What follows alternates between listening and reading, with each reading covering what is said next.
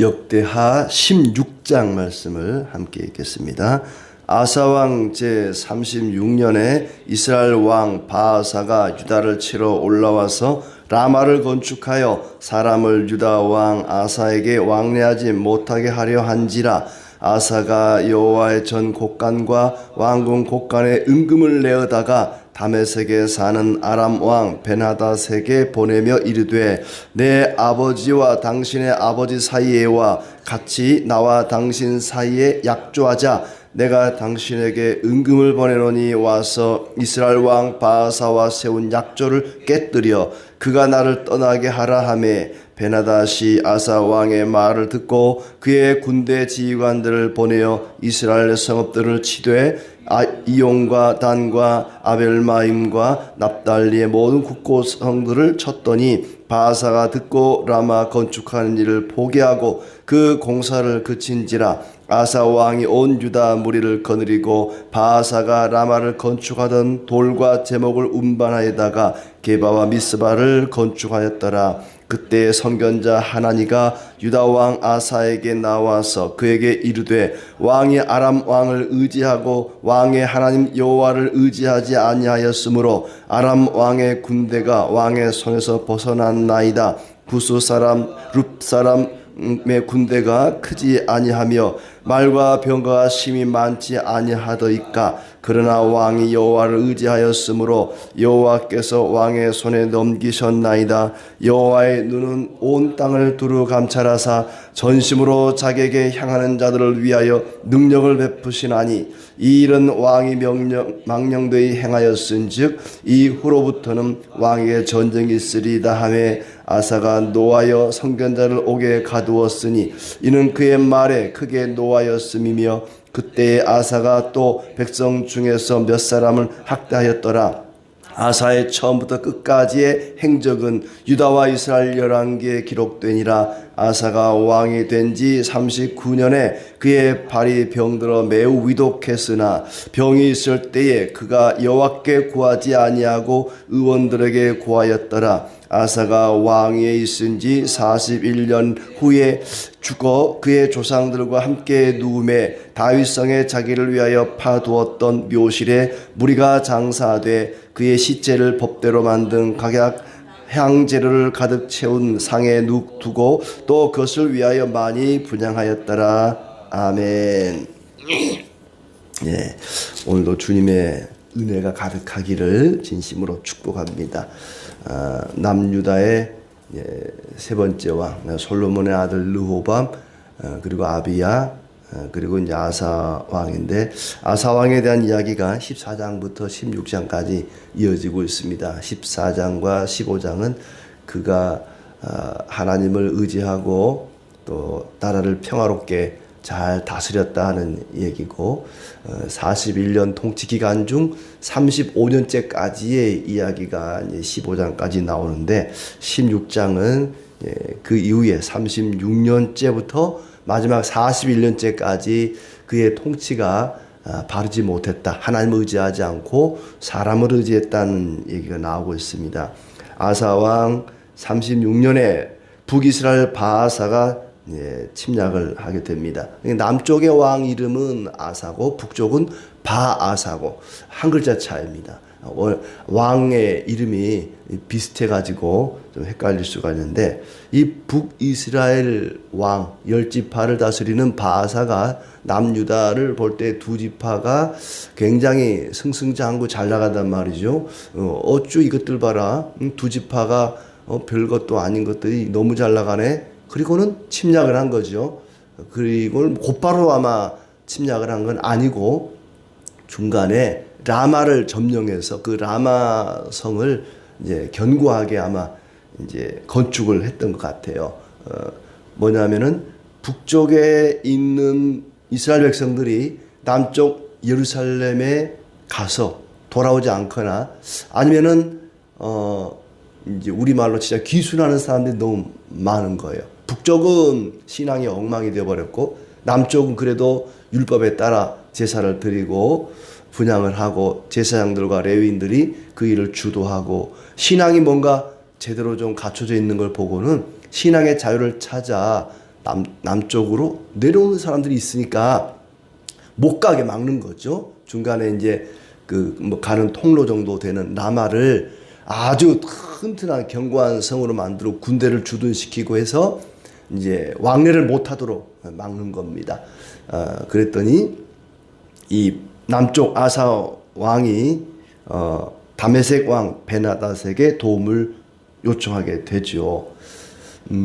아람 왕은 그 남북 이스라엘의 공동의 적입니다. 그러니까 그 아람이 끊임없이 이스라엘을 괴롭혔잖아요.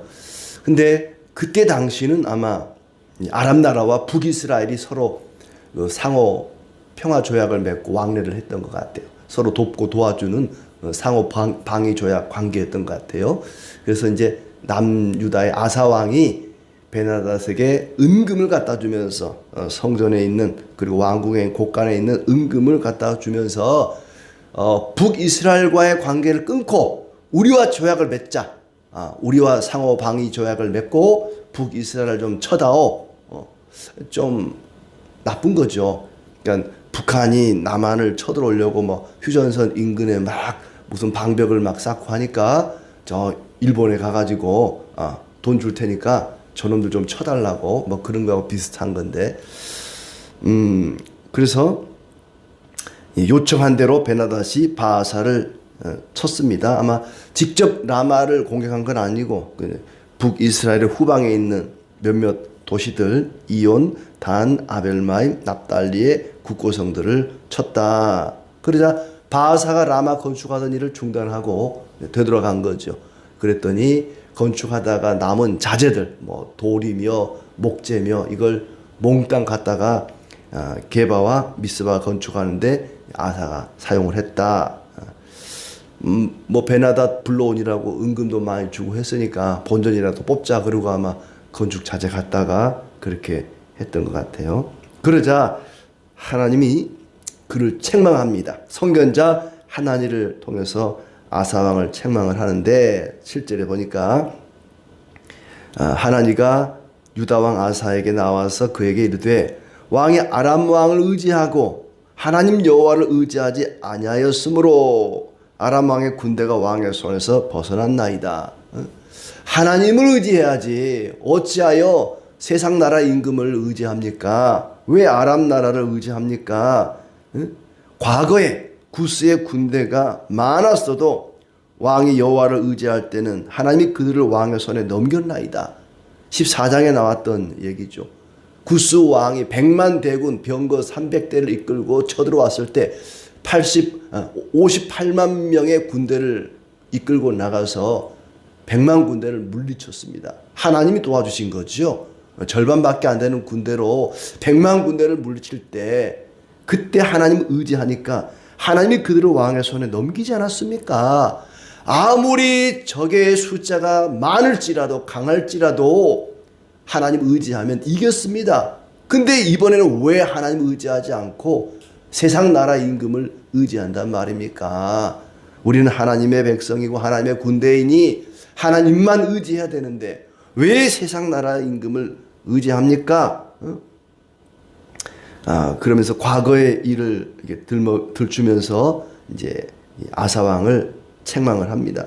그리고는 9절에 여호와의 눈은 온 땅을 두루 감찰하사 전심으로 자기에게 향하는 자들을 위하여 능력을 베푸십니다. 전심으로 하나님을 의지하고 하나님을 향하는 자들을 도와주십니다. 하나님을 전심으로 의지하지 않은 거에 대해서 지금 책망을 하고 있습니다. 왜 하나님을 전심으로 의지하지 않습니까? 왕이 망령되이 행하였습니다. 이후부터는 전쟁이 있을 것입니다. 아사가 그 말을 듣고는 하나님 선견자의 말을 듣고는 옳거니 네 말이 맞다. 내가 옛날에는 이러지 않았는데 참 내가 많이 변했구나. 그리고는 회개하고 하나님 의지했으면 얼마나 좋았겠습니까? 근데 입 닥치라 하고는 그를 옥에 가둬버렸다. 화를 냅니다. 10절에 아사가 노하여 선견자를 옥에 가두었으니 이는 그의 말에 크게 노하였음이며 그리고 그때 아사가 또 백성 중에서 몇 사람을 학대했더라. 이 선견자의 말에 동조하고 왕이 이 이웃 나라 아람을 의지하는 것에 대해서 책망하는 그런 신실한 사람들에 대해서 아마 학대했던 걸로 그렇게 보여집니다. 안타까운 일이지만 이 아사 왕의 말년은 이렇게 처음 신앙과는 너무 거리가 먼 그런 길로 가고 말았습니다. 아사가 하나님을 옥에 가두었다. 그리고 그 외에 백성 몇 명을 학대했다고 얘기하는데 이제 39년째에 발에 병이 들어 위독하게 됩니다. 12절에 아사가 왕이 된 지 39년에 그의 발이 병들어 매우 위독했으나 병이 있을 때에 그가 여호와께 구하지 아니하고 의원들에게 구하였더라. 발에 병이 들었어도 하나님 의지하고 기도하고 부르짖고 도와달라고 요청하지 않고 의원들을 먼저 찾아갔다 하는 것입니다. 병이 들거나 또 적군이 침략을 하거나 나라에 뭐 기근이 들거나 어떤 어려운 일이 있으면 하나님 나라의 왕은 하나님을 의지하고 하나님을 전심으로 찾았어야 되는데 그러지 못했다는 것입니다. 그러니까 아사왕 41년 통치 기간 전체를 놓고 보면은 합격은 맞습니다. 잘했습니다. 하나님 앞에 정의로운 그런 왕이었습니다만은 이 말년에 가서 마지막이 썩 좋지를 못했습니다. 그렇다고 해서 우리는 꼭 이런 경우를 보면은 이 사람이 뭐 나중에 죽어서 천국 갔을까요? 지옥 갔을까요? 뭐 이렇게 물어봐요. 솔로몬도 처음엔 신앙 좋았는데 나중에 안 좋았어요. 그럼 솔로몬이 천국 갔을까요? 지옥 갔을까요? 이런 질문을 어린아이 같은 질문입니다.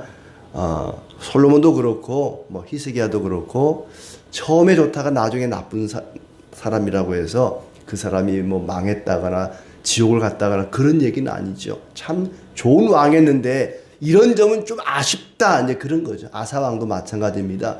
전체를 놓고 보면은 잘했어요. 아주 훌륭했습니다. 그러나 이런 점은 좀 아쉬웠다. 끝까지 하나님을 의지하고 그렇게 전심으로 하나님을 찾았으면 얼마나 좋았을까. 금상첨화였을 텐데 이런 점은 좀 아쉽다 하는 얘기입니다. 왜 이렇게 되었을까? 전심으로 하나님을 향하지 못했다는 거지요. 모든 일의 시작과 과정과 결과와 전체를 다 하나님께 맡기고 하나님 저놈들이 쳐들어왔습니다. 저 북쪽 바하사가 우리를 침략해 들어오고 믿음을 찾아오는 사람들을 못 오게 가로막고 있습니다. 하나님 도와주시옵소서 하고 전심으로 하나님께 맡기고 하나님을 의지했어야 되는데 그렇지 못한 점이 아쉽다는 것입니다. 처음부터 끝까지 온전히 하나님께 맡기지 못하는 것, 그것이 전심으로 하나님께 향하지 않았다는 것이죠. 이 전심이라는 말을 샬롬이라고 말씀을 드렸습니다. 전심, 샬롬, 평강이라는 뜻도 있지만 온전히 그런 뜻도 있습니다. 온전히, 온전함, 평화로움, 이게 샬롬이죠. 하나님께 온전히 맡기면 흔들리지 않습니다. 어떤 일이 터져도 이 일도 생기고 저 일도 생기고 어떤 일이 생겨도 호들갑 떨지 않고 나는 하나님만 믿어 하나님께 모든 걸 맡길 거야. 그리고 담대하게 나가는 것이 샬롬이고 전심으로 온전히 하나님께 맡기는 거죠. 흔들리지 않고 평안하게 하나님만 맡기고 나아가는 것이 그것이 전심으로 하나님을 향하는 것입니다. 아사가 그러지 못했다는 거죠. 전에는 그랬습니다. 처음에는 그랬어요. 전심으로 하나님을 바라본 적이 있었습니다. 14장에 나오는 구수의 100만 대군이 몰려올 때에는 그랬습니다. 14장 11절 그가 기도하는 내용을 보면은 여호와여 힘이 강한 자와 약한 자 사이에는 주 밖에 도와줄 이가 없사오니 우리 하나님 여호와여 우리를 도우소서. 우리가 주를 의지하오니 주의 이름을 의탁하옵고 이 많은 무리를 치러 왔나이다. 여호와여 주는 우리 하나님이시오니 원하건대 사람이 주를 이기지 못하게 하옵소서 하면서 전적으로 하나님만 의지합니다. 하나님 도와주지 않으면 살 수가 없습니다. 우리를 불쌍히 여겨주시옵소서. 모든 걸 하나님 뜻대로 행하시옵소서 하고 전적으로 하나님을 바라보고 의지했던 적이 있었습니다. 하나님의 손에 자기 자신을 유다 나라 전체를 하나님께 맡겼던 적이 있었습니다.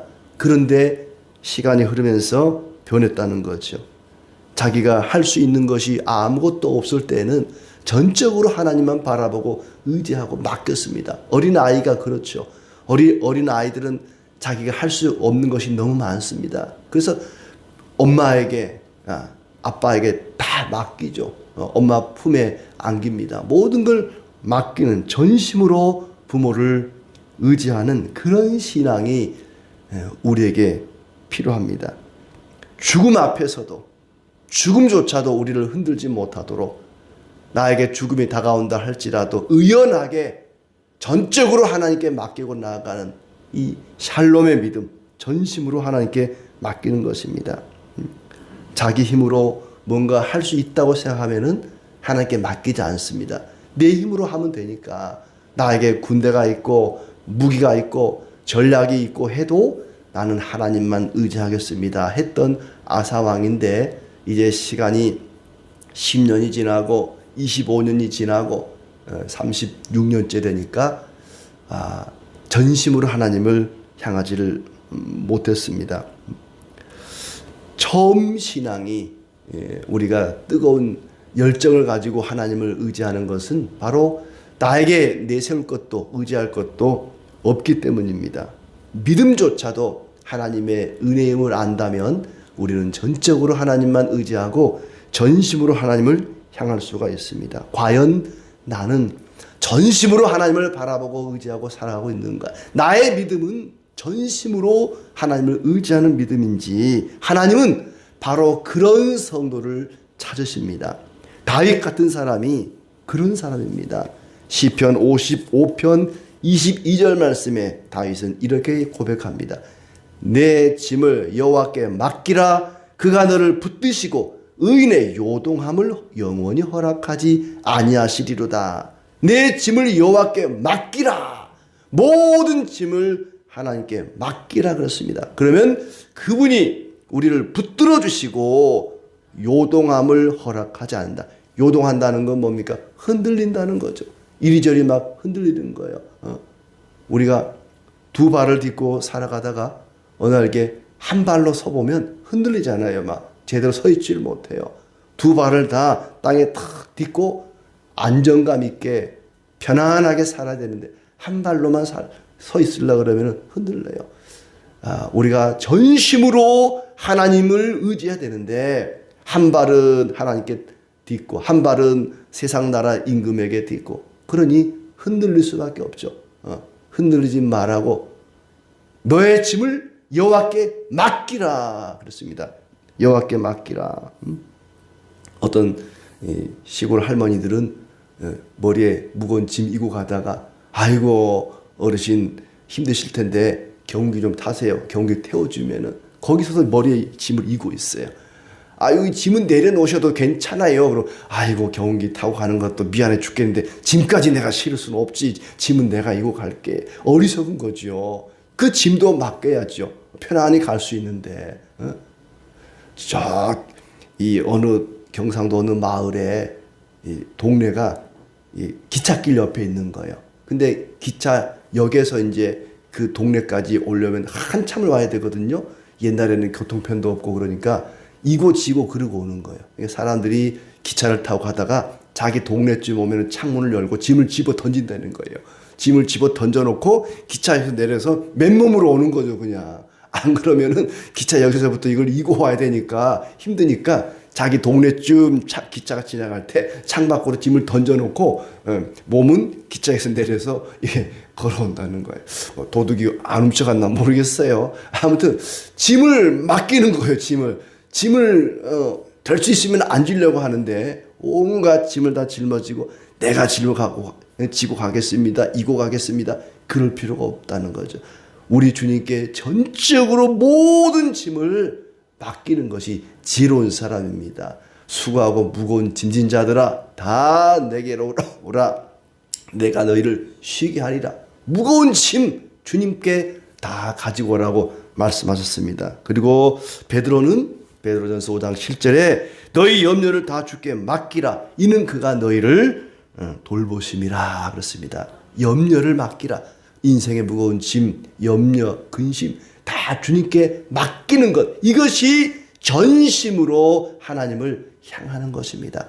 아사왕은 초반에는 그걸 잘했습니다. 그래서 하나님이 사방으로 평안을 주셨어요. 하지만 그의 말년은 안타깝게도 하나님께 짐을 맡기지는 못했습니다. 불안할 수밖에 없죠. 오늘도 우리 인생의 모든 짐, 염려, 근심 다 주님께 맡기고 감사함으로 기도함으로 그리스도의 평강이 가득하기를 진심으로 축복합니다.